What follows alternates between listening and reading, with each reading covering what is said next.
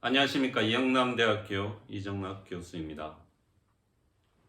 논문 작성 10계명이라는 주제를 가지고 학생 여러분들한테, 특히 대학원생 여러분들이 어떻게 논문을 쓸 수 있는지 실질적인 방법에 대해서 강의를 하도록 하겠습니다. 10개의 주제를, 각 주제를 10분간 나누어서 전체적인 설명을 할 계획이기 때문에 그동안 많은 연구방법론, 조사방법론에서 다루지 않았던 부분들을 이야기할 것입니다. 그러니까 여러분들이 지금 현재 텍스톰, R 프로그램, SPSS, 넷마이너 등 여러 가지 분석 기법이 있지만 어떻게 그 분석 기법을 채택을 하고 연구 자료를 모을 것인지에 대해서 좀 구체적으로 설명을 하고, 그리고 다른 연구 방법론에서 다루지 않았던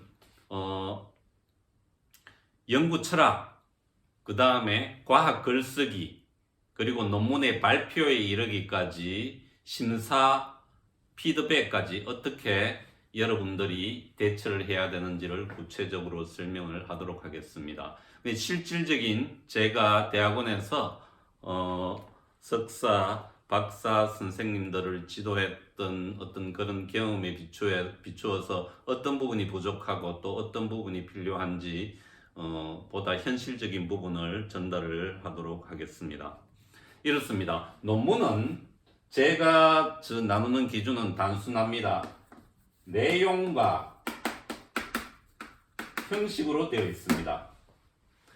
어떠한 내용으로 논문을 쓸 것인지, 그리고 논문을 어떠한 형식으로 갖출 것인지 판단을 해야 됩니다. 그러니까 연구자는 학위 취득이 우선인지 연구활동이 우선인지를 일정 부분 결정하고 논문을 써야 됩니다. 그러니까 학위 취득이 우선이다 그러면 다소 형식적인 부분을 강조를 하면 되고요.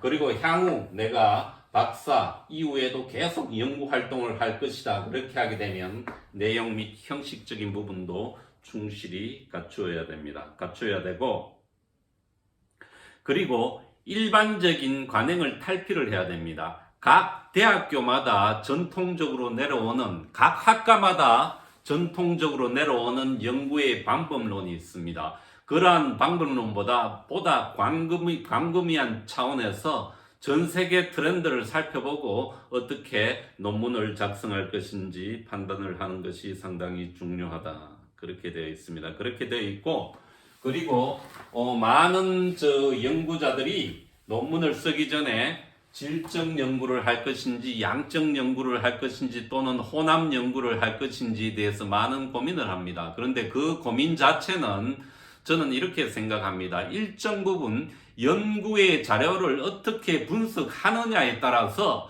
연구자는 질적인 부분을 가져올 수 있고 양적인 부분을 가져올 수 있고 또 혼합적인 기법을 가져올 수 있는 걸로 판단을 해야지, 미리 내 논문을 질적 연구를 한다, 양적 연구를 한다 그렇게 고정시켜 놔버리면 논문이 어떤 풍부함이 없어지기 때문에 제가 제안하고 싶은 부분은, 그러한 부분은 논문을 써가면서 일정 부분 결정하는 것이 맞다 이렇게 됩니다. 첫 번째 주제입니다. 첫 번째 주제.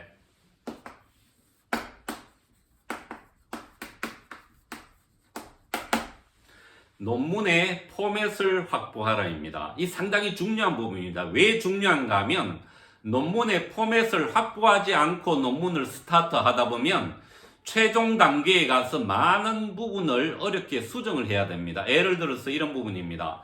자, 논문을 쓰는데 한글로 쓸지 워드로 쓸지 프로그램을 선택을 해야 되고 또 글자체를 선택을 해야 되고 글자 크기를 선택을 해야 됩니다.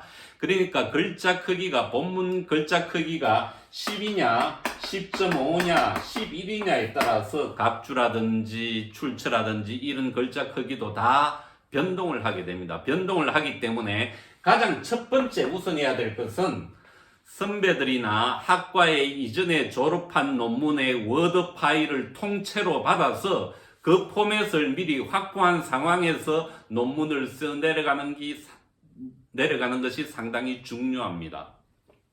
그리고 이런 경우도 있었습니다.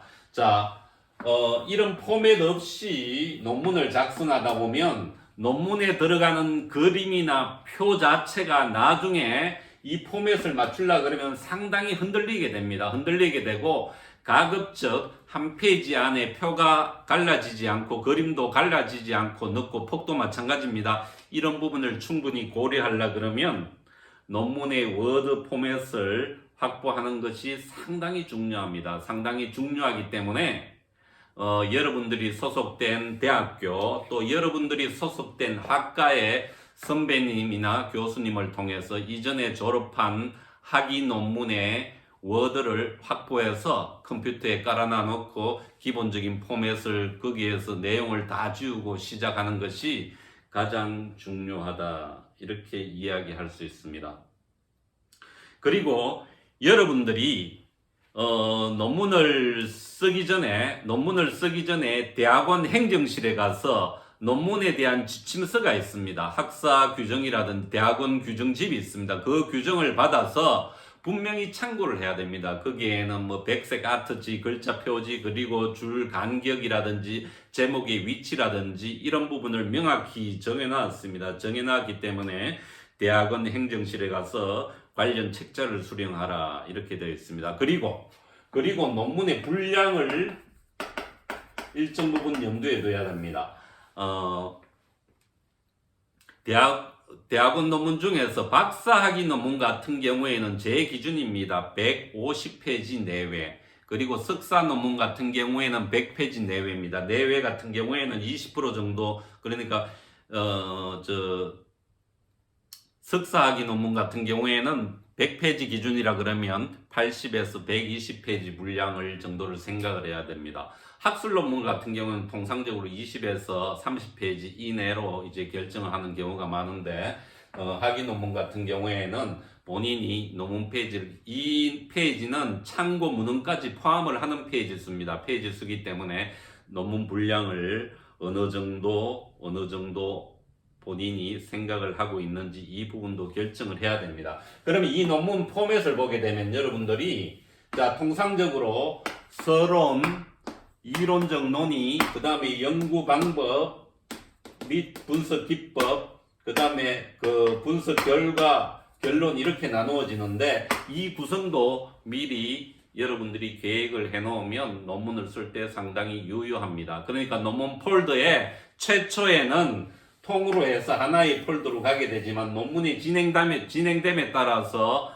5개로 나누어서 폴더를 여러분들이 거기를 별도로 저장을 하는 것이 상당히 좋습니다. 왜 그런가 하면요, 여러분들이 한 폴더에 한 문서에 다 하다 보게 되면 하나의 문장이 얼그러지게 되면 연속적으로 뒷페이지까지 영향을 받게 됩니다. 영향을 받게 되기 때문에 항상 앞부분이 분량이 늘어나면 표를 이동을 해야 되고 이런 부분이 발생을 하기 때문에 논문이 진행됨에 따라서 5개 폴더를 나누어서 저장을 하는 것이 좋다.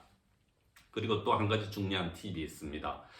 여러분들이 논문을 작성할 때 워드 파일을, 복사본을 분명히 2개를 그러니까 파일을 2군데 동시에 저장을 해야 됩니다. 예를 들어서 여러분들이 이메일이라든지 여기에 저장을 하든지 그렇게 해야 됩니다. 많은 학생들이 논문을 작성하는 과정에서 USB에 바이러스가 들어간다든지 컴퓨터에 바이러스가 들어가서 꼭 한 번은 어떤 상당히 어려움을 겪는 경우를 제가 많이 봤습니다. 그렇기 때문에 파일을 보관할 때도 양쪽에 혹은 다른 저장에 보관을 하는 것이 상당히 중요하다, 그렇게 이야기할 수 있습니다. 이야기할 수 있고, 마지막으로 말씀드리는 것은 여러분들이 논문을 작성하기 전에 논문에 대한 어떤 신청을 하게 되면 대학원에서 지도교수를 선정하게 됩니다. 지도교수를 선정하게 되는데 이건 논문 발표 단계를 말하는 겁니다. 지도교수가 어떤 학문적인 경향성을 가지고 있는지 파악하는 것도 상당히 중요합니다.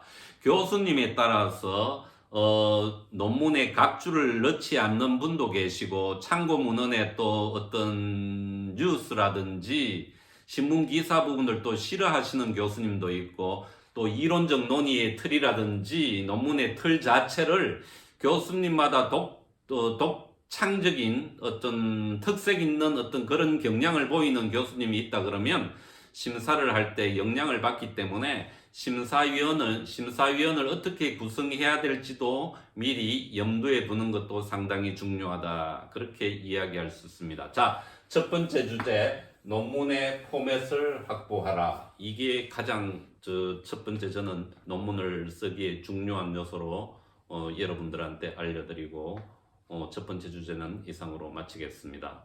감사합니다.